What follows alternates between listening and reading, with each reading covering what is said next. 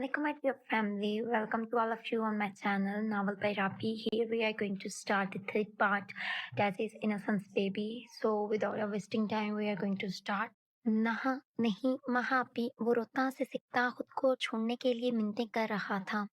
यही है ना वो हाथ जिसे छूकर उसने तारीफ की थी तुम्हारी। अब देखो मैं क्या करती हूँ। खुलते दिल को देख शैतानी मुस्कुराहट लिए वो आगे को झुकी थी। मुझे माफ। आह, एक चीख बुलंद हुई थी, पर वो तो जैसे पैरी बनी उसके हाथ को थामे खड़ी थी। उसकी दर्दनाक चीखें उसकी जैसे ईगो को से मुतमईन कर रही थी। कुकी की चीखें सुन वो भी बाहर को बढ़ गई ताकि भी अम्मा को ढूंढ सके, क्योंकि एक वही थी उस घर में कुकी की हमदर्द। दूसरी तरफ सर मैं आपकी क्या खिदमत करूं। अपनी शिट को मजीद बेशर्मी से नीचे खिसकाते वो कदम कदम आगे बढ़ी थी। अपनी हद में रहे मिस, वरना मुझे जरा पसंद नहीं आएगा एक औरत को उसकी हद बताना। सर्द काटदार लहजा तायन को सख्त गुस्सा आया था। रोकने का मकसद उसे वार्न करना था, पर वो तो हदों से आगे बढ़ी थी। So sorry sir. सामने वाले का सर्द लहजा लम्हा भर को वो काम कर रह गई। वो तो उसे बाकियों के जैसा समझ बैठी थी, पर शायद वो असूलों का सख्त इंसान था। It's okay. वो वापस अपनी चेयर पर बैठ चुका था। तायन का नॉर्मल लहजा पल भर को वो घबराई। Thank you sir. अपनी नौकरी को बचता देख सुख का सांस लेती नरमी से झुकते और शुक्रगुजार हुई। फाइल्स पर नजरें हटाते साथ पड़े फोन पर एक नंबर दबाते वो बोला, ली अंदर आओ। Yes sir. एक आवाज काफी थी और वो जिन की तरह हाजिर हुआ था। वो आप भी शर्मिंदा सी खड़ी सब देख रही थी। वो क्या समझ बैठी थी, लेकिन एक मर्द का उसे अपनी हद याद दिलाना वो वाकई ही शर्मिंदा हुई थी। शायद सामने वाला करदार और असूलों का पक्का था। इन्हें जॉब से फायर किया जाता है। इनकी पे और लेटर इन्हें अगले 10 मिनट में मिल जाना चाहिए। संजीदा लहजा। नहीं सर, मुझे माफ कर दें। होश तो आप बूढ़े थे, मुझसे गलती हो गई। प्लीज जॉब से मत निकालें। वो जानती थी कि मैं जस्टिस से निकालना मतलब अब उसे कहीं जॉब नहीं मिलेगी। औरत अपनी हदूद में रहे तो ही अच्छी लगती है, पर खैर आपको ये सब करने से पहले सोचना चाहिए था। गलतियों को माफ करना किन तायं के असूलों में शामिल नहीं। मजीद कुछ बोले बगैर वो फाइल्स पर दोबारा झुक गया। इशारा साफ था कि वो अब मजीद बात नहीं करना चाहता। इसे अपने सर पर फक्र हुआ था, दिल में मजीद इज्जत बढ़ी थी। वो अपने सर के जैसा बनना चाहता था। वो किम तायांग था, किम। वरना कोई और होता तो इतनी खूबसूरत लड़की की ऑफर पर वो अब तक फायदा उठा चुका होता। पर वो तो कैसे भूल सकता था सामने बैठा शख्स किम तायांग था। उसे अपने आप में वो एक उस जैसा कोई दूसरा नामुमकिन था। 2 दिन बाद जिंदगी वैसे ही चल रही थी। हर रोज कोई ना कोई वजह बनती कुकी पर जुल्म की, और अगर वजह ना होती तो खुद पैदा कर ली जाती। जिंदगी तो कुकी की बचपन से ही मुश्किल थी। जिंदगी के 13 साल वो इसी अजियत में गुजारता आ रहा था। रुको। कुकी को देख सायम ने आवाज लगाई। अपनी शिट को मुट्ठियों में जकड़ता वो पलटा। तन्हाई ऊपर से साइम, आंखों में डर वाजिया था। सर को झुका लिया गया था। खूबसूरत हो, पर क्यों ऐसी हरकत करती हो जिसकी वजह से मार खाती हो। कुकी के गाल पर हाथ रखा गया जहां आज ही उसकी माँ ने थप्पड़ मारा था, जबकि दूसरा हाथ कमर पर। आपको कोई काम था, झटके से पीछे हुआ। अलबत्ता हाथ झटका नहीं गया। वो जानता था इस घर में नौकर मतलब गुलाम, और कहीं कहीं वो खुद को भी अब यही मान चुका था। सैम को यूं कुकी का पीछे होना गुस्सा दिला गया था, पर वो गुस्से को एक साइड किए एक कदम आगे हुआ। साइम को करीब देख डर से आंखें बंद कर ली कि तुम्हें वक्त दिया हुआ है, खुद से मान जाओ तो फायदे में रहोगे। अगर ज्यादा देर करोगे तो मुश्किल में पड़ जाओगे।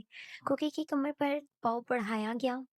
साइम के अल्फाज किसी पिघले हुए शीशे की मानद थे जो कान में उंडेलते अंदर तक सब जला कर रखे थे। ऊपर से हाथ। कुकी को अपना वजूद झुलसता हुआ महसूस हुआ। साइम बेटा, बड़ी मालकिन आपको बुला रही है। साइम एक नजर भी अम्मा को देखा था, फिर गुस्से से वहां से हट गया।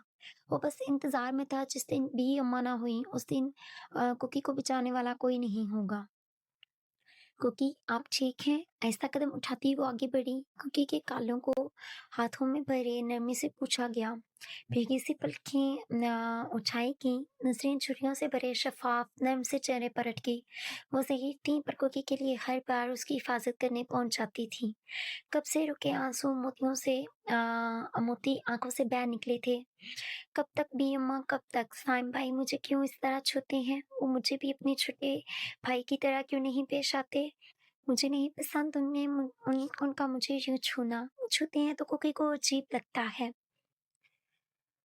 कुछ ना बोला गया। कुकी की कमर पर हल्के हाथ फिरते वो इसे कंफर्टेबल कर रही थी। वो जानती थी साइम के इरादों से वाकिफ थी, पर वो कुछ कर नहीं सकती थी बस कुकी को बचाने के अलावा।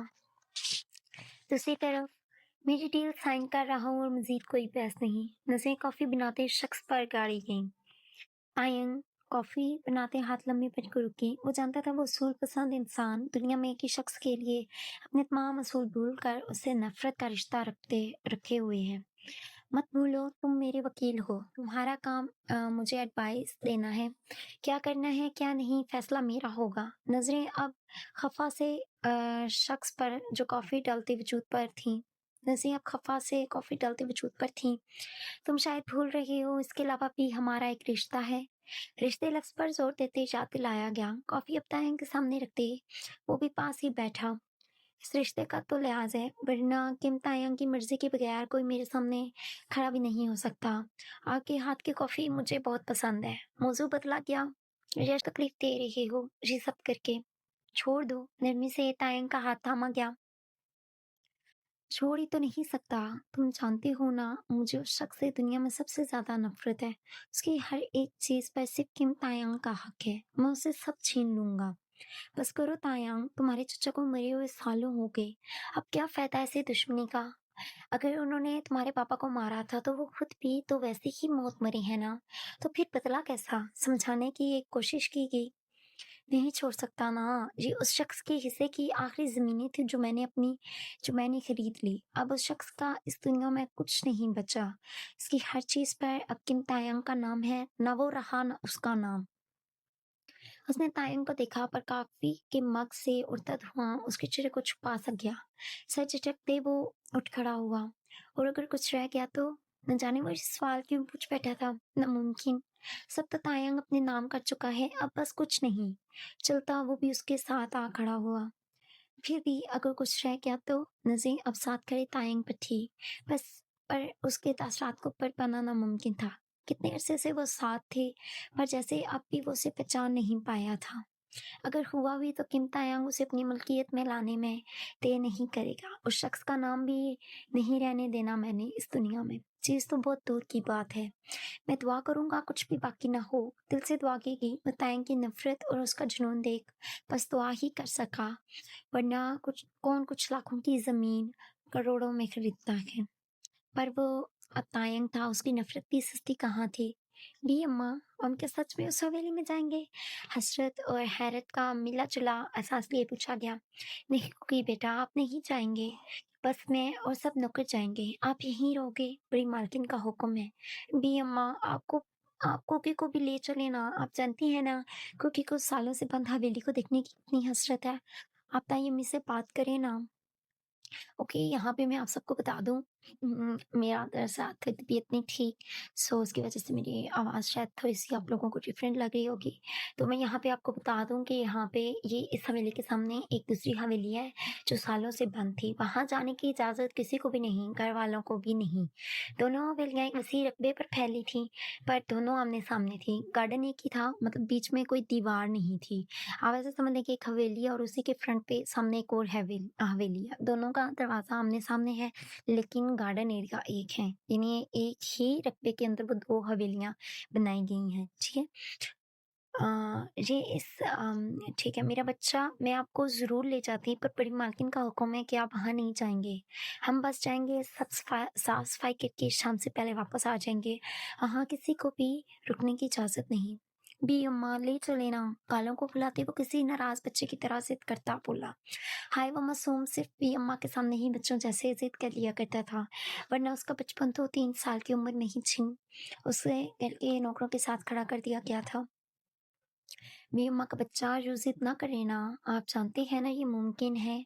नामुमकिन है इस हवेली के बड़े बेटे को नहीं पसंद, उस हवेली में उनके अलावा कोई और वजूद भी हो। अच्छा, जहाँ पे ये उस शख्स की उस वजूद की बात की जा रही है, जो आने वाला है उस सामने वाली हवेली में, ठीक है? हम भी बस फाइट करके जल्दी वापस आ जाएँगे। कुकी के फूले गालों को थामे नरमी से समझाया गया। तो तो कुकी आपसे नाराज़, गालों को मज़ीद फुलाया गया। अरे भी अम्मा क्यों जिद कर रही हैं? इसे साथ ले जाएँ। एक नौकर और होगा तो काम जल्दी ख़त्म होगा, वरना हेविन को नहीं पसंद गंदगी। लिए जल्दी वापस आ जाइएगा। नहीं महा बेबी, क्योंकि पापा हवेली में नहीं जाएँगे, वो इसी हवेली में रहेंगे। वो जानती थी महा की चालाकियाँ, बड़ी मालकिन का हुक्म है। अल्फाज़ों को काटा गया। वो मैं देख लूँगी, ताई अम्मी का लाडला बेटा आ रहा है, तो मैं इन्हें समझा लूँगी, आप फ़िक्र न करें। आपका शुक्रिया माँ, आपकी खुशी की इंतहा थी। अ, वो मासूम जल्दी से आगे बढ़ा। वो भूल गया था कि कुछ दिन पहले उसी माँ ने उसके हाथ को जलाया था। बस बस अपनी औकात मत भूला करो तुम। कराहते में कहती, बालों को झटकते वो आगे बढ़ गई। उफ़! लम्हों में गर्दन झुकी थी। हाँ, वो भूल जाता था सब नफ़रत करते हैं। उसका वजूद तो जैसे बेईमानी था, पर वो तो अपनी के मोहब्बतों का भूखा था। कमतरियों में ज़िंदगी गुज़री और सबसे बड़ी कमतरी मोहब्बत थी जो उसे कभी भी अम्मा के सिवा ना मिली। कुकी के झुके सर को उठाते नरमी से पुकारा गया। अभी तो बेचारा खुश हुआ था और माँ ने, कोई बात नहीं भी अम्मा, चलें जल्दी करें। बस हेविन के आने से पहले हमें वापस आना है। वो रोती आँखों से मुस्कुराया था। कुछ देर बाद भी अम्मा हेविन यहाँ क्यों नहीं रहते हम सबके साथ? क्या वो भी कुकी से नफ़रत करेंगे? क्या वो भी सब जैसे ही होंगे? वो काम में मसरूफ़ हाथ चलाता सादा से लहज़े में बोला। ओके गाइस, सो मुझे लगता है कि